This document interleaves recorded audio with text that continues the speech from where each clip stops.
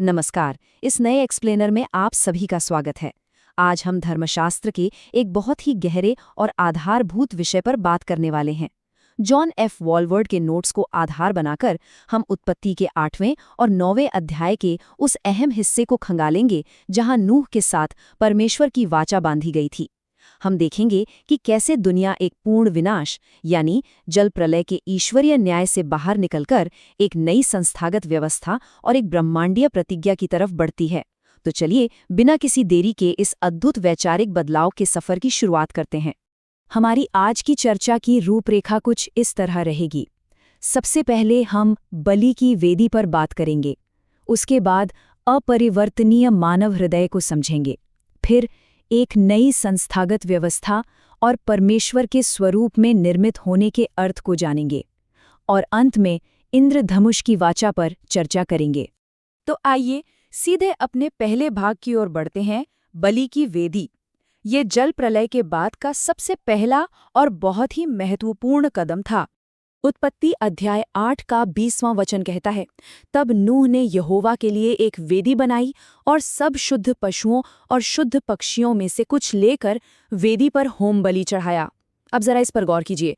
विनाशकारी जल प्रलय से बचने के बाद नूह ने सबसे पहले क्या किया? उन्होंने खेती शुरू नहीं की, नहीं अपने रहने के लिए घर बनाने की कोई योजना बनाई। इसके बजाय उनका पहला कदम पूरी तरह से आराधना का था। वॉलवर्ड के नोट्स हमें ठीक यही याद दिलाते हैं। इस नई दुनिया की नींव ही आराधना और बलिदान पर रखी गई थी।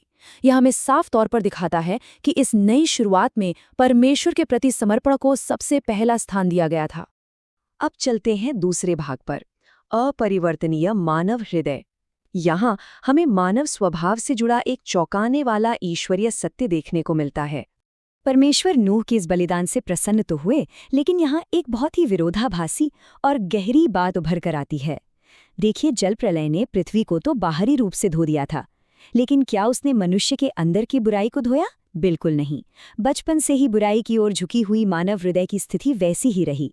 वॉलवर्ड इसे एक तरह का आंतरिक जल प्रलय कहते हैं, जो कभी खत्म नहीं हुआ। लेकिन इसके ठीक विपरीत हमें परमेश्वर का एक अद्भुत बाहरी अनुग्रह दिखाई देता है। इतनी भयंकर तबाही के बाद भी परमेश्वर ने मौसमों का एक ऐसा चक्र स्थापित किया जो कभी समाप्त नहीं होगा। इंसान का दिल नहीं बदला, लेकिन इंसान के साथ परमेश्वर के व्यवहार का तरीका पूरी तरह बदल गया। उत्पत्ति 8, 21 और 22 में परमेश्वर एक बहुत ही महत्वपूर्ण भविष्यवाणी करते हैं। वे कहते हैं कि वे मनुष्य के कारण भूमि को फिर कभी शाप नहीं देंगे और न ही सभी जीवित प्राणियों को उस तरह से नष्ट करेंगे जैसा उन्होंने किया था। इसके बजाय वे पृथ्वी के भौतिक अस्तित्व की गारंटी देते हैं। बुआई और कटाई, सर्दी और गर्मी, दिन और रात का ये प्राकृतिक चक्र अब एक अटूट ईश्वरीय प्रतिज्ञा के तहत सुरक्षित कर दिया गया। सीधे शब्दों में कहें तो ये अराजकता का नहीं, बल्कि ये एक व्यवस्थित व्यवस्था का वादा था। और यहीं से हम अपने तीसरे भाग में प्रवेश करते हैं, एक नई संस्थागत व्यवस्था। आइए देखते हैं कि इस वाचा के व्यवहारिक प्रभाव क्या हुए। उत्पत्ति अध्याय 9 में हम मानव समाज के संचालन के लिए कुछ नए व्यावहारिक और कानूनी ढांचे बनते हुए देखते हैं। वॉलवर्ड के नोट्स के अनुसार मानव इतिहास में पहली बार कुछ बड़े बदलाव हुए। जैसे पहली बार इंसान को आहार के रूप में मांस खाने की अनुमति दी गई, जो कहीं न कहीं अदन की वाटिका की उस मूल शांति के टूटने का प्रतीक था जो मनुष्य और जानवरों के बीच थी। लेकिन इसके साथ एक सख्त पाबंदी भी थी। रक्त खाने की स्पष्ट मनाही थी, क्योंकि रक्त जीवन का प्रतीक है। और सबसे बड़ा बदलाव था मृत्यु दंड की स्थापना। ये सिर्फ कोई सजा नहीं थी, बल्कि मानव सरकार की अवधारणा का एक बेहद जरूरी हिस्सा था। एक तरह से ये पूरी तरह से नई संस्थागत व्यवस्था का जन्म था। अब हम आते हैं चौथे भाग पर, परमेश्वर के स्वरूप में निर्मित होना। मानव न्याय और मृत्यु दंड की इस नई व्यवस्था का धर्मशास्त्रीय आधार क्या है?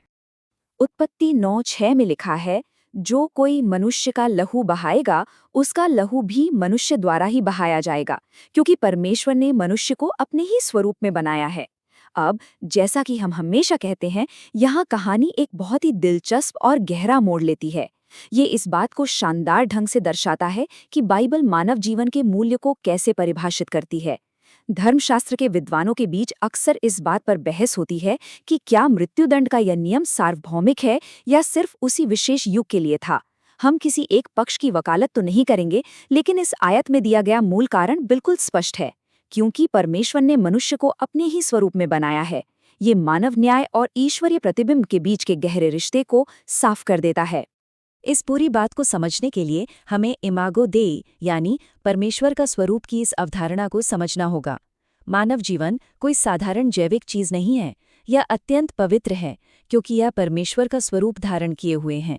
किसी भी मनुष्य की हत्या करना असल में परमेश्वर के ही स्वरूप पर सीधा हमला करना है। इसीलिए जीवन की रक्षा के लिए और इस पवित्रता को बनाए रखने के लिए ही इस नए समाज में ये सख्त कानून और मानव सरकार की रूपरेखा स्थापित की गई थी।